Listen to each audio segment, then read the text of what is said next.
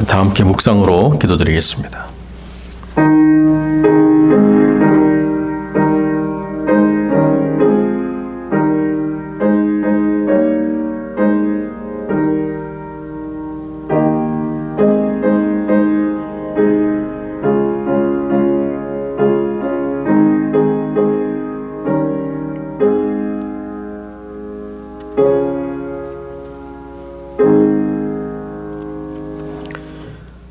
여호와의 율법은 완전하여 영혼을 소성시키며 여호와의 증거는 확실하여 우둔한 자를 지혜롭게 하며 여호와의 교훈은 정직하여 마음을 기쁘게 하고 여호와의 계명은 순결하여 눈을 밝게 하시도다.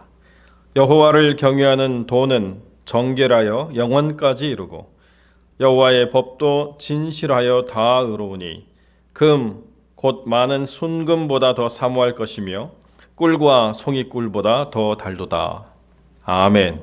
우리 함께 신앙 고백드립니다. 전능하사 천지를 만드신 하나님 아버지를 내가 믿사오며 그 외아들 우리 주 예수 그리스도를 믿사오니 이는 성령으로 잉태하사 동정녀 마리아에게 나시고 본디오 빌라도에게 고난을 받으사 십자가에 못 박혀 죽으시고 장사한 지 사흘 만에 죽은 자 가운데서 다시 살아나시며 하늘에 오르사 전능하신 하나님 우편에 앉아 계시다가 저리로서 산자와 죽은 자를 심판하러 오시리라. 성령을 믿사오며 거룩한 공예와 성도가 서로 교통하는 것과 죄를 사하여 주시는 것과 몸이 다시 사는 것과 영원히 사는 것을 믿사옵나이다. 아멘. 우리 함께 기도하겠습니다.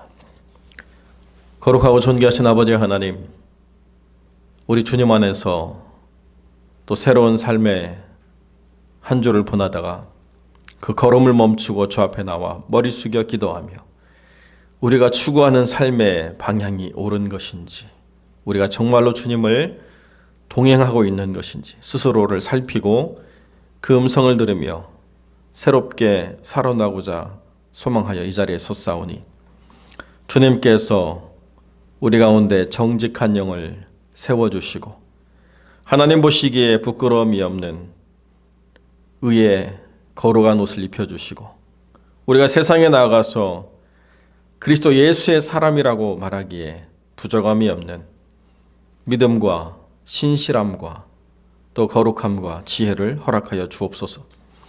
거룩하고 존귀하신 아버지 하나님, 이제 이 어렵던 팬데믹의 상황도 하나하나 정리되고 또 우리가 살아가고 있는 이 캘리포니아에서 더 이상 마스크를 쓰지 않아도 되는 시간이 시작됐지만 그러나 이 모든 것에 우리의 참된 평안은 하나님께로부터 온다는 사실을 더 깊이 깨닫사오니 주님 은혜를 베풀어 주셔서 무엇이 이제 평화라고 외치고 무엇이 이제 안정이라고 말하고 무엇이 이제 더 이상 두려움이 없다고 말하는 그 공허한 이야기로부터 우리가 구별되어서 하나님이 주시는 평안 이외에는 다른 어떤 것에 마음 두지 않게 하시고 하나님 앞에 나와 예배드리는 즐거움 이외에는 다른 어떤 것도 우리에게 소중한 것이 없음을 더 깊이 깨닫는 하나님의 백성들 되게 하여 주옵소서.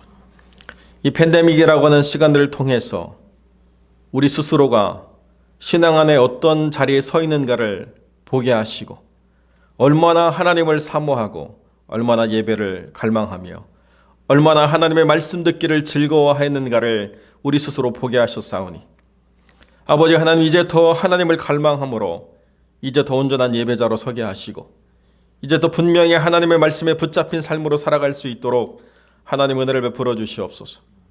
이 어려운 시간들을 통하여 하나님과의 관계가 더 분명하고 더 든든하게 세워진 영혼들로 우리의 삶이 나아갈 수 있도록 은혜를 베풀어 주시옵소서.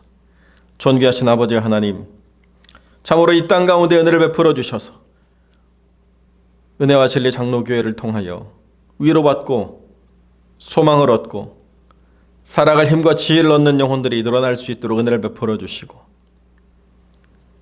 상처받았던 심령들, 믿음을 상실했던 영혼들, 주께로 돌아오는 참된 부흥의 역사를 허락하시고, 또한 주를 알지 못하는 영혼들이 그 삶에 참된 기쁨과 소망을 찾아 주 앞에 나오는 놀라운 역사가 이루어지게 하여 주옵소서.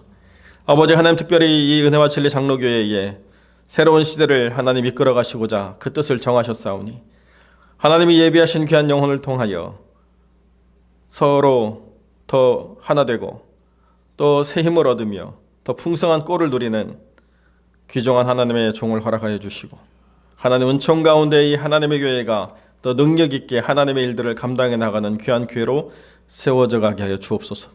특별히 우리 가운데 연약한 심령들을 붙잡아 주셔서 아버지 하나님 안에 도우심을 구하는 모든 기도에, 특별히 아버지 하나님 그 육체의 권고함으로 신음하며 상처받는 그 모든 심령들이 새 힘을 얻을 수 있도록 은혜를 베풀어 주시옵소서. 아버지 하나님, 김동수 집사님의 수술 후에 그 모든 경과를 주님 붙잡아 주셔서 이제 다시는 그 문제로 어려움을 당치 않도록, 염려하거나 고민하지 않도록 완전하게 회복시켜 주시고, 우리 오경봉 집사님도 이제 이후로 건강에 어떤 어려움 없이 신앙생활을 할 수 있도록 늘 붙잡아 주시길 간절히 소망합니다.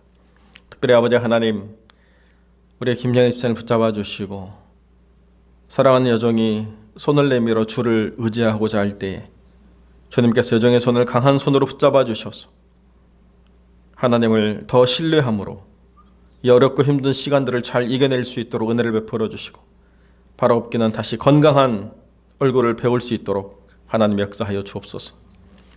또 아버지 하나님, 여러 연약한 지체들을 붙잡아 주시고 그들의 모든 삶의 문제를 다스려 주시고 온전케 해 주시며, 선교의 모든 현장을 주님께서 주관하여 주셔서 아버지 하나님 은혜 가운데 모든 상황들, 모든 조건들 넘어서는 하나님의 위로와 소망을 경험할 수 있도록 은혜를 베풀어 주시고, 3월 한 달 동안 진행될 3호 세미나를 통하여서 120 가정이나 되는 목회자의 가정들이 새 힘을 얻고 교회가 큰 위로를 받고 은혜를 입는 소중한 시간이 될 수 있도록 하나님 은혜를 베풀어 주시옵소서. 성교사님들의 건강을 붙잡아 주시고 온전케 해주실 간절히 소망하옵고, 오늘 귀한 말씀을 듣습니다. 이 말씀이 우리에게 생명이 되고 기준이 되고 우리를 변화시키는 능력이 될 수 있도록 하나님 역사하여 주옵소서. 우리 주님께서 모든 것을 다스리시고 온전하게 이끌어 가시길 간절히 소망하며 거룩하신 우리 주 예수 그리스도의 이름으로 기도드립니다. 아멘.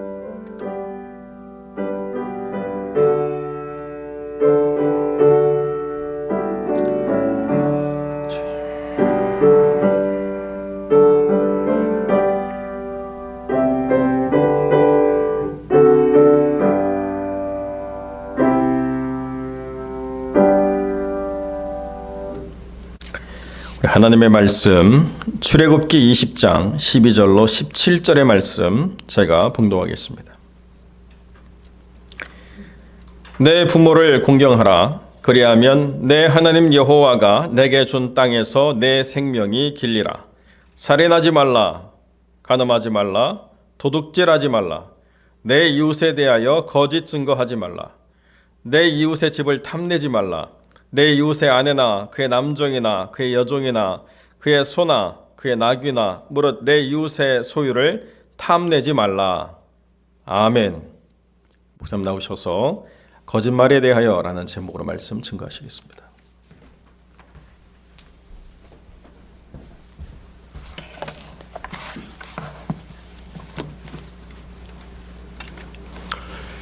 네. 거짓말하면 생각나는 만화 캐릭터가 하나 있습니다. 그것은 이제 피노키오입니다. 피노키오는 거짓말하면 이제 코가 쑥 이렇게 길어지는 그런 만화 캐릭터였는데, 이제 그것을 통해서 자신이 지금 거짓말을 하고 있다는 것을 이제 사람들에게 보여주는 그런 만화입니다. 성경에 보게 되면 이제 거짓말하는 사람들이 참 많이 나옵니다. 그 중에 이제 구약에서 대표적인 사람은 이제 가인으로 볼 수 있는데, 가인은 살인자고 또 거짓말쟁이입니다. 가인은 자신이 동생 아벨을 이제 죽이고도 하나님께서 아벨이 어디 있느냐라고 물었을 때에 나는 모릅니다. 내가 동생을 지키는 자입니까? 라고 이렇게 하나님께 거짓말을 하는 것을 좀 보게 됩니다. 신약 성경에서 대표적인 사람은 아나니와 삽비라를 좀 예로 들 수가 있는데, 이 아나니와 삽비라는 땅을 판 돈에서 얼마를 숨겨가지고 사도들에게 이제 가져오게 됩니다. 그때 베드로가 묻습니다. 그 땅을 판 가격이 이게 전부냐라고 이렇게 물었는데, 그때 이제 그들은 이렇게 대답을 합니다. 네, 이것뿐입니다라고 대답을 하게 됩니다. 하지만 이제 그 말은 거짓말이었고, 또 결국에 그 거짓말로 인해서 그들이 하나님의 심판을 받게 되는 것을 우리가 성경을 통해서 좀 보게 됩니다. 사도 바울은 디도서에서 이 그레데 사람들을 이렇게 좀 평가했습니다. 그레데인들은 항상 거짓말쟁이며 악한 짐승이며 배만 위하는 게으름뱅이라고 이렇게 평가를 좀 하고 있습니다. 하여튼 이 그레데 사람들이 사도 바울이 보기에는 좀 거짓말을 굉장히 잘했던 것 같습니다. 하지만은 이 거짓말이라고 하는 것은 당시 과거의 사람들만 했던 것은 아닙니다. 이 거짓말은 오늘날에도 많은 사람들이 하고 있는 것을 좀 보게 됩니다. 어떤 연구 자료에 의하면은 이 미국 사람들의 이 91% 정도가 주기적으로 좀 거짓말을 한다고 합니다. 때로는 이 5명 중에 1명이 매일 거짓말을 좀 하고 있다고 합니다. 어떤 사람은 이렇게 말했습니다. 거짓말은 미국에서 이 문화적인 특성이 되었다. 거짓말은 우리 국가의 이 성격에 깊이 박혀 있다. 미국인들은 거의 모든 것에 대해서 거짓말을 하며 주로 아무 특별한 이유도 없이 거짓말을 한다라고 이렇게 이야기하는 것을 제가 좀 보았습니다. 다시 말하면 입만 열면 거짓말 한다는 거죠. 그러니까 거짓말이 입에 배겨가지고 말을 하면은 그 모든 것들이 다 거짓말이다라고 이렇게 이야기를 하는 것입니다. 참 오늘날 대부분의 이 미국인들이 이 거짓말 하는 것을 이 사람들은 잘못된 것이 아니다라고 이렇게 생각을 좀 하고 있다고 합니다. 당연히 이제 거짓말 하는 것이 잘못임에도 불구하고 그것쯤이야 괜찮다라고 이렇게 생각을 하는 것이죠. 그러니까 미국 사람들의 단지 한 30% 정도만이 이 정직이 올바른 것이다. 거짓말을 하면 안 된다라고 이렇게 생각을 하고 있다고 합니다. 그렇다면 이 미국에서 이 가장 거짓말을 많이 하는 사람들이 누굴까라고 하는 질문에 통계에 따르면은 이 여자들보다는 남자들이 거짓말을 좀 더 많이 한다고 합니다. 또한 이 노인들보다는 젊은 사람들이 거짓말을 좀 더 많이 하고 실직자보다는 직장인들보다는 실직자들이 좀 더 거짓말을 많이 한다고 합니다. 또한 이 가난한 사람들이 부자보다 더 많이 거짓말을 한다라고 이렇게 이야기하더라고요. 물론 제가 볼 때는 부자들도 거짓말 많이 하는 사람들 참 많이 있습니다. 어떻게 보면은 가난한 사람들은 작은 거짓말을 합니다만은 생활적인 부분에서 그들이 거짓말 합니다만은 부자들을 보게 되면은 큰 것으로 이렇게 거짓말하면서 정말 크게 사기치는 것을 우리가 좀 볼 수가 있다라고 하는 것입니다. 좀 재밌는 것은 이 자유주의자들이 이 보수주의자들보다 거짓말을 좀 더 많이 한다고 그러더라고요. 그런 면에서 왜 그럴까 좀 생각해 봤는데, 그래도 보수주의자들은 하나님을 믿고 또 성경을 믿는 사람들이고 좀 더 그렇게 보수적으로 살려고 하다 보니까 그 사람들이 이 자유주의 사람들보다 좀 더 거짓말을 덜 하는 것이 아닌가라는 생각을 제가 좀 해보았습니다. 그렇다면은 여러분, 사람들이 거짓말 하는 이유가 무엇일까요?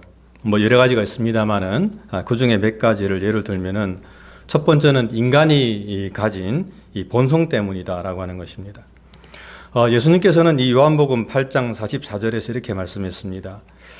너희는 너희 아비 마귀에게서 났으니 너희 아비의 욕심대로 너희가 행하고자 하느니라 라고 이렇게 말씀을 하고 있습니다. 예수님 말씀에 의하면은 태생이 그렇다는 거죠. 그러니까 타고날 때부터 이 마귀에게서 났기 때문에 그 아비의 욕심대로 사람들도 같이 동일하게 행한다라고 이렇게 이야기를 하고 있습니다. 그는 처음부터 살인한 자고 진리가 그 속에 없으므로 진리에 서지 못하고 거짓을 말할 때마다 제 것으로 말하나니 이는 그가 거짓말쟁이고 거짓의 아비가 되었음이라 라고 이렇게 이야기하면서, 그러니까 마귀를 닮아서, 사단을 닮아서 사람들이 거짓말을 한다라고 이렇게 주님은 말씀을 하고 있습니다. 물론 하나님께서는 사람을 좀 정직하게 지으셨습니다. 우리가 성경 보게 되면 하나님께서는 하나님의 모양과 하나님의 형상을 따라서 여기서 뭐 말하는 하나님의 형상이란 하나님의 성품을 좀 말할 수 있는데 하나님께서는 인간을 만드실 때에 거룩하고 정직하고 진실하고 또 바르게 살도록 그렇게 만드셨다라고 성경은 말씀을 하고 있습니다. 하지만은 이 아담과 하와가 이 금단의 열매인 이 선악과를 따먹은 이후로 인간들은 이 사탄의 속성을 따라 살면서 서로 속이고 또 속고 거짓을 말하면서 하나님의 뜻을 거스리면서 이 땅에 살고 있다라고 성경은 말씀을 하고 있는 것입니다. 두 번째로 사람들이 거짓말하는 이유는 두려움 때문입니다. 저는 아마 이 거짓말을 많이 하는 가장 큰 이유 중에 하나가 이 두려움이 아닐까라고 생각을 좀 해봤는데, 예를 들면은 이 아이들이 거짓말하는 이유는 이 부모들에게 야단을 맞을까 봐서 그들이 거짓말을 한다고 하는 것이지요. 즉 정직하게 말하면은 부모들이 이제 야단을 치고 또 매를 드니까 그것이 겁나가지고 처벌을 받지 않기 위해서 거짓말을 하는 것을 좀 보게 됩니다.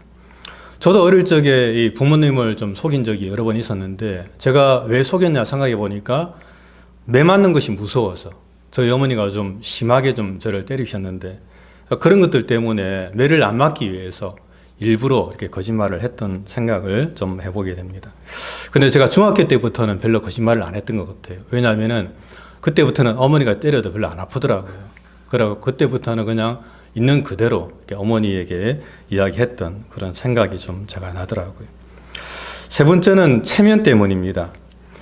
즉 자신의 이미지를 관리하기 위해서 사람들이 거짓말을 한다라고 하는 것이죠.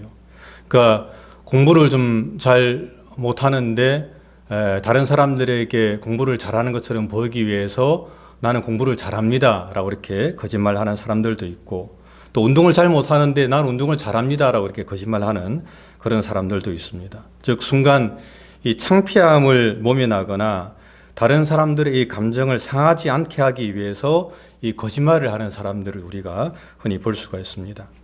이 워싱턴 포스트지에 의하면은 응답자 중에 한 92% 정도가 자신의 체면 때문에 상대방에게 거짓말을 좀 한다라고 이렇게 대답을 했다고 합니다.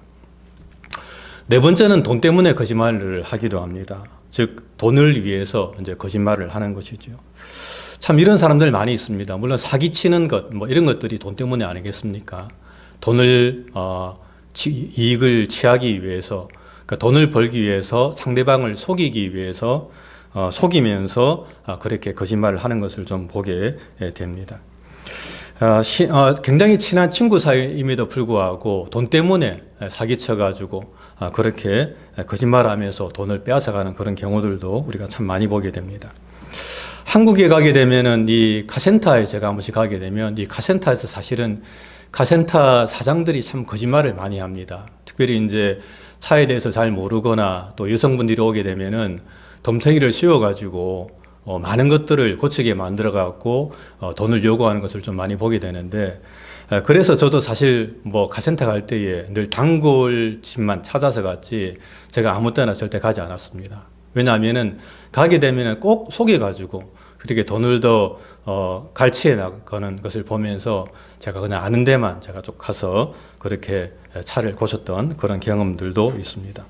그렇습니다. 참 사람들이 이 돈 때문에 많은 사람들을 속이는 것을 우리가 볼 수가 있다라고 하는 것입니다. 하지만은 사실 이 성경은 이 거짓말을 좀 금하고 있습니다. 오늘 본문에서는 이웃에게 거짓 증거하지 말라라고 이렇게 말씀을 하고 있습니다만, 레위기 19장 11절에서도 너희는 도둑질하지 말며 속이지 말며 서로 거짓말하지 말라라고 이렇게 말씀을 하고 있습니다. 성경은 하나님께서는 이 모든 종류의 거짓말을 다 미워하신다라고 이렇게 말씀을 하고 있습니다. 거짓 입술은 여호와께 미움을 받아도 진실이 행하는 자는 그의 기뻐하심을 받느니라라고 이렇게 말씀을 하고 있습니다. 잠언서 기자는 너무나도 유명한 말씀이죠. 하나님이 미워하시는 것이 한 5가지 정도가 있는데 그 중에 하나가 거짓말이다라고 이렇게 말씀을 하고 있습니다. 거짓을 말하는 망령된 증인과 형제 사이를 이간하는 자니라라고 이렇게 말씀을 하고 있습니다. 즉 거짓말로 상대방에게 그렇게 거짓 증거하지 마라라고 하는 것이지요. 그래서 우리가 이제 법정에 가서도 이 위증죄라고 하는 것이 있는데 이 법정에서는 이 위증죄를 굉장히 크게 좀 다루고 있습니다. 만약에 법정에서 위증을 하게 되면 어떻게 됩니까? 그러면은 그 가해자가 피해자가 되고 또 피해자가 가해자가 되어가지고 어떻게 보면 피해자가 도리어 법정에서 심판을 받을 수도 있게 되는 것입니다. 그러므로 사실 이 위증죄라고 하는 것은 굉장히 큰 죄라고 이야기를 할 수가 있습니다. 그래서 이 법은 이 위증죄에 대해서 엄벌에 처하는 것을 우리가 좀 보게 됩니다. 하지만 그럼에도 불구하고 참 많은 사람들이 지금도 그냥 아무렇지도 않게 그냥 이렇게 거짓말을 하는 것을 우리가 볼 수가 있다라고 하는 것입니다. 사도 바울은 골로새서 3장 9절에서 이렇게 말씀하고 있습니다. 이제는 너희가 이 모든 것을 벗어버리라. 곧 분함과 노여움과 악의와 비방과 너 입에 부끄러운 말이라 라고 이렇게 말씀을 하고 있습니다. 이제 여기서 부끄러운 말이라고 하는 것이 그러니까 남을 속이는 말이겠죠. 거짓말을 하고 사기를 치고 헛되게 말하는 것, 그런 것들을 너희가 더 이상 하지 마라 이렇게 말씀을 하고 있습니다. 그렇다면 여러분, 성경이 이토록 이 거짓말을 금하는 이유가 무엇입니까? 첫 번째는 하나님은 진실하신 분이기 때문에 그렇습니다. 요한복음 14장 6절에 보게 되면 주님께서는 이렇게 말씀하십니다. 나는 진리요라고 이렇게 말씀하고 있습니다. 또한 히브리 기자는 히브리서 6장 18절에서 하나님은 거짓말을 하실 수 없는 분이시다라고 이렇게 말씀을 하고 있습니다. 성경은 하나님은 자비롭고 또 은혜롭고 노하기를 더디하고 인자와 진실이 많은 하나님이다라고 이렇게 말씀을 하고 있습니다. 즉 하나님께서는 정말 진실하신 분이고 진리이시기 때문에 거짓말을 해서는 안 된다라고 하는 것이지요. 시편 기자는 이렇게 말을 합니다. 여호와의 말씀은 정직하여 그가 행하시는 일은 다 진실하시도다라고 이렇게 말씀을 하고 있습니다. 하나님께서는 진실하신 분이십니다. 정직하시고 또 진리가 되시는 그런 하나님이십니다. 그래서 하나님께서는 이 거짓말이라고 하는 것을 굉장히 미워하시는 그런 분이시죠. 그와는 반대로 이 사단은 거짓말쟁이입니다. 제가 앞에서 이야기했던 것처럼 이 사탄은 거짓의 아비가 된다라고 이렇게 이야기하고 있습니다. 사단은 하나님의 성품과는 정반대되는 그런 성격을 갖고 있습니다. 그래서 이 사단은 정말 남을 속이고 또 남을 속이려고 하고 하는 그런 모습을 성경에서 보여주고 있다라고 하는 것입니다. 그러므로 이 거짓말은 하나님의 인격에 완전히 모순되는 그런 성격이기 때문에 그런 모순되는 것이기 때문에 성경은 이 거짓말을 하지 말라라고 이렇게 말씀을 하고 있습니다. 두 번째로 이 거짓말은 우리의 인격을 파괴하고 또 관계를 파괴하고 교회를 무너뜨리고 영혼을 파괴하기 때문이다라고 성경은 말씀을 하고 있습니다. 이 거짓말과 이 속임수가 판을 치는 공동체, 여러분들 만약에 우리가 이 함께 모여 사는 이 공동체 가운데 만약에 사람들이 이 거짓말을 하고 또 남을 속인다면 어떻게 이 공동체가 바로 설 수가 있겠습니까? 서로가 서로를 속이면서 그렇게 남을 그렇게 이간질하고 또 사기를 친다면 누가 서로 믿을 수가 있겠습니까? 옛날에 제가 참 신대원 다닐 때에 좀 있었던 일인데 전도사님 한 분이 도서관에서 노트북을 잃어버린 그런 일이 있었습니다. 그분이 이제 화장실에 잠깐 다녀왔는데 잠깐 사이 그 노트북이 사라진 겁니다.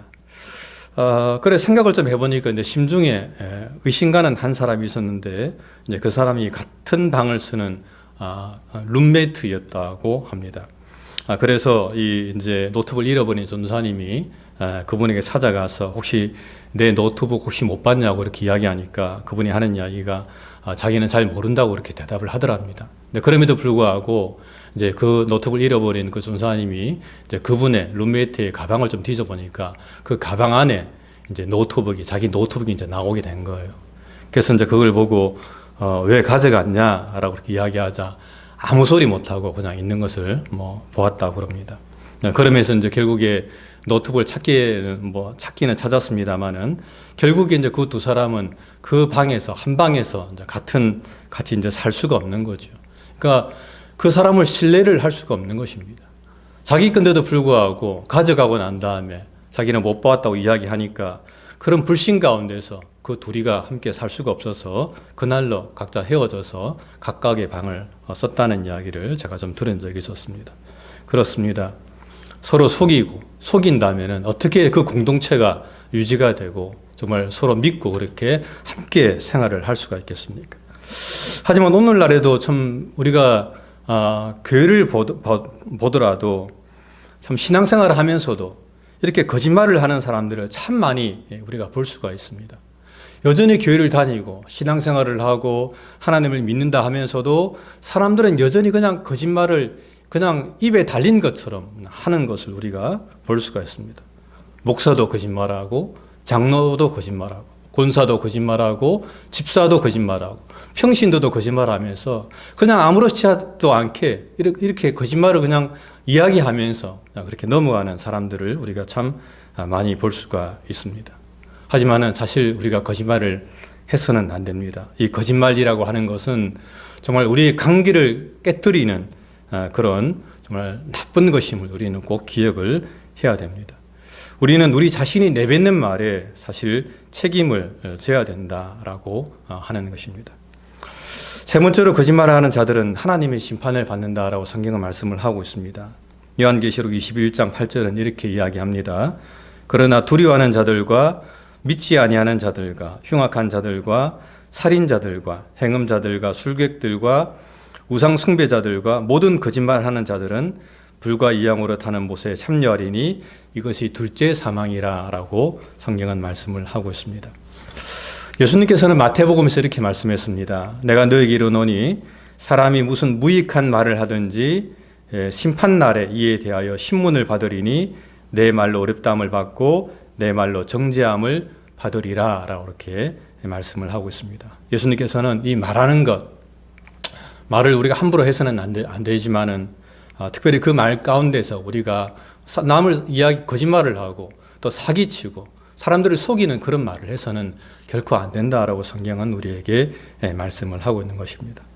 하지만 참 그럼에도 불구하고 제가 앞에서 말씀드린 것처럼 우리 교회 공동체 내에서도 참 많은 사람들이 여전히 그렇게 거짓말하는 것을 우리가 볼 때 얼마나 마음이 아프고 그렇게 정말 좀 그렇게 해서는 안 되는데 그렇게 하는 것을 보면서 마음이 참 많이 답답할 때가 있습니다.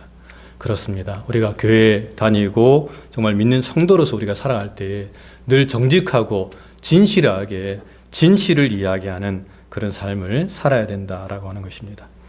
말씀을 맺습니다. 우리는 이 거짓말이 얼마나 무서운 것인가를 정말 깨달아야 됩니다. 그리고 이 거짓말로 인해서 우리의 관계가 깨어지고 우리의 공동체가 무너지는 이 사실에 대해서 우리가 정말 직시하면서 늘 우리가 이 땅에 살아가면서 정직하고 진실하게 생활할 수 있도록 그렇게 노력하고 그런 삶을 살아가는 그런 성도가 될 수 있도록 우리가 기도하면서 그렇게 힘쓰고 애쓰는 저 여러분들 되시기를 주님의 이름으로 간절히 부탁을 드립니다. 기도하겠습니다. 하나님 감사합니다. 내 이웃에 대해서 거짓 증거하지 마라, 거짓말하지 마라라고 성경은 말씀을 하고 있습니다. 하나님, 우리가 이 땅에 살아가면서 우리가 얼마나 자주 또 쉽게 함부로 거짓말을 하고 있는지 우리 자신을 돌아보게 도와주시고 정말 말을 한마디 한마디 할 때마다 내가 정직하게 행하고 있는가, 내가 정말 바르게 말하고 있는가, 내가 거짓말은 하고 있지는 않는가 생각하면서 우리가 말을 하는 저희의 삶이 될 수 있도록 주님께서 인도해 주시옵소서. 하나님 아버지의 크신 은혜와 사랑 감사하고 사랑 많으신 예수님 이름으로 간절히 기도드립니다. 아멘. 네, 주기도문으로 모든 예배 마치겠습니다. 하늘에 계신 우리 아버지여, 이름이 거룩히 여김을 받으시오며 나라의 마옵시며 뜻이 하늘에서 이룬 것 같이 땅에서도 이루어지리이다. 오늘날 우리에게 일용할 양식을 주옵시고 우리가 우리에게 죄 지은 자를 사해 준 것 같이 우리 죄를 사하여 주옵시고 우리를 시험에 들게 하지 마옵시고 다만 악에서 구하옵소서.